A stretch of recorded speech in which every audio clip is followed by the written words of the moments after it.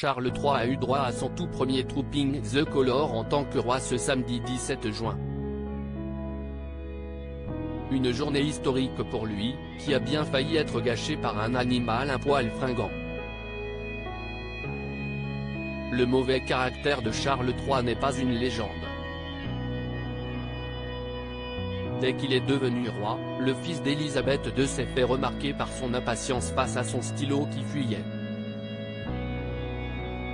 « Mon Dieu, je déteste ça. Je ne peux pas supporter ce foutu truc, c'est ce qu'ils font à chaque fois », avait-il grommelé, alors que Camilla Parker Bowles volait à son secours. Afin d'éviter le moindre pépin à l'avenir, Charles III a pris la décision de toujours avoir son stylo personnel dans sa poche au moindre déplacement. La preuve le 3 octobre 2022. Lors d'un déplacement en Écosse, il avait été invité à signer un livre d'or et avait dégainé son propre stylo en s'autorisant une petite plaisanterie. Mais Charles III n'est pas au bout de ses peines. Et il s'en est rendu compte pendant son couronnement. Alors que tout était chronométré pour que le cimet se passe comme sur des roulettes, Sa Majesté n'avait pas prévu qu'elle serait en avance sur le timing.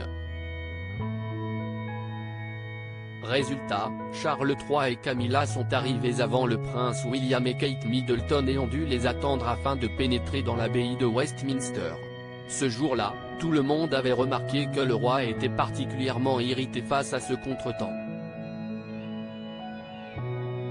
Mais les seuls à blâmer étaient les chevaux qui tiraient le carrosse, et qui étaient en pleine forme. Le cheval de Charles III a fait des siennes et ce samedi 17 juin, la patience de Charles III a encore été mise à épreuve pendant son tout premier Trooping the Colour. Et encore une fois, c'est la faute de son cheval.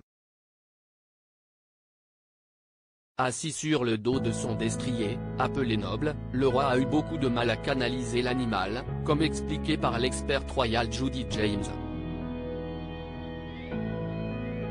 Trooping the Colour aurait pu être légèrement gâché par le cheval plutôt fringant avec lequel Charles semblait se débattre, a-t-elle analysé. Résultat, Charles n'a pas pu conserver une posture formelle, à l'inverse du prince William, du prince Édouard et de la princesse Anne, qui étaient statiques sur leur monture. Obligé de maintenir son cheval à l'aide de ses deux mains, Charles a fini par se plaindre à son épouse lorsqu'il l'a rejointe. Le roi a semblé se plaindre à nouveau à Camilla une fois arrivé à côté de la tribune où elle se tenait, a souligné la spécialiste. Un événement rapidement oublié, lorsque Charles a pu saluer la foule avec ferveur depuis le balcon de Buckingham.